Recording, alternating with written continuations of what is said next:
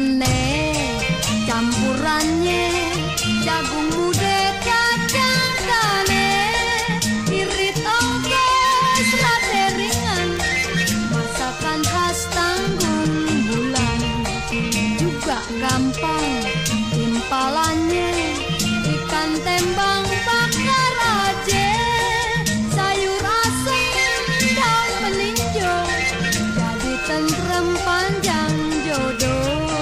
Resep kali ini kita akan berbicara tentang sayur asem. Resep diambil dari buku Oz Indies Cookbook yang terbit tahun 1866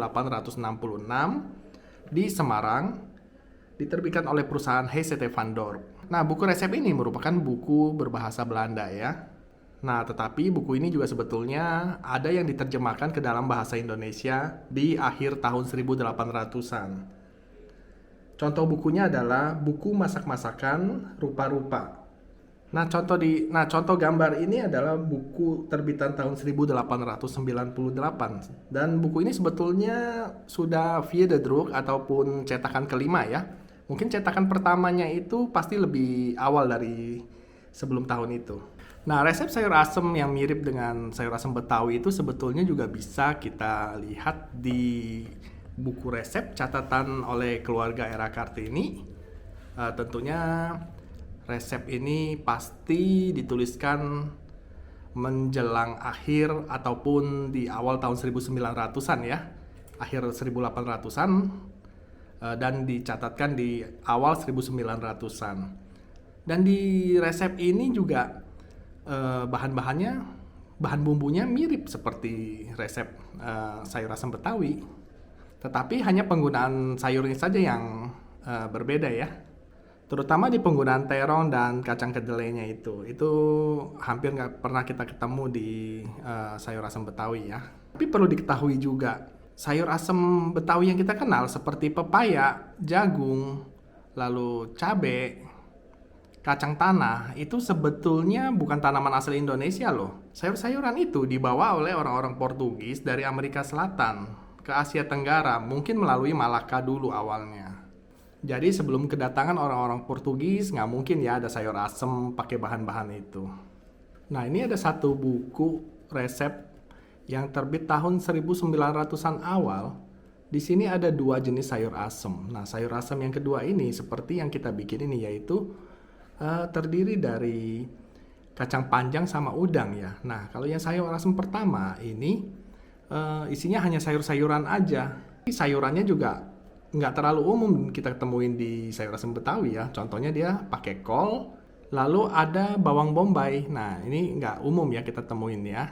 Nah, sepertinya sayur asem awal-awal atau tahun 1800-an awal itu memang hanya menggunakan kacang panjang dan udang saja.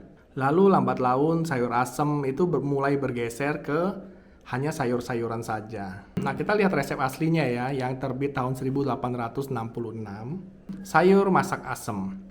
Nah, terjemahannya bisa kita lihat di buku Masak-masakan Rupa-rupa. Ini yang terbit di Yogyakarta ya, di akhir tahun 1800-an. Kita lihat terjemahannya ya. Nah, ini bahan-bahannya ya. Kacang panjang sepiring. Ini ada udang kupas, ada lengkuas atau laos ya. Ini cabenya. Ini terasinya, kemiri, bawang putih, bawang merah, sama asemnya ya, 1 sendok. Nanti garam dan gulanya sesuai selera aja ya.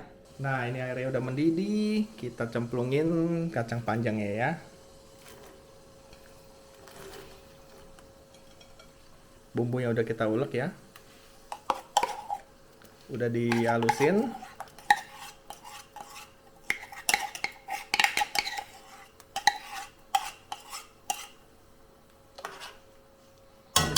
Kita masukin ini lengkuasnya sama asemnya ya. Nah, terus kita cemplungin udangnya. Kalau udang nggak perlu lama-lama ya, sebentar aja dia udah matang. Nah, ini udah kita angkat ya kalau udah jadi.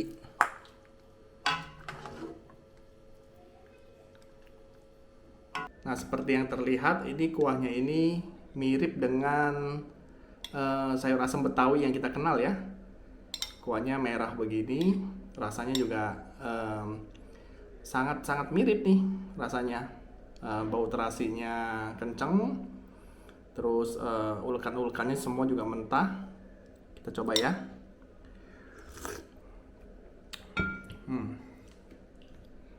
Rasanya enak nih. Ya, seperti sayur asem pada umumnya, sayur asem Betawi ya. Kalau yang suka agak manis ya ditambahin gulanya. Yang suka pedas boleh pakai cabai rawit. Kita cobain ya. Unik ya, karena dia pakai udang dan sayurnya nggak banyak macam gitu.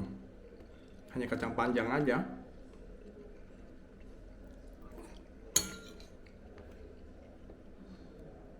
Kita cobain udangnya nih.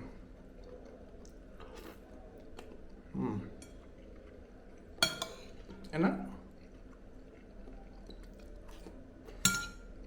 Sampai di sini dulu. Sampai ketemu di video berikutnya dengan resep yang lebih jadul lagi dan lebih unik lagi. Dah.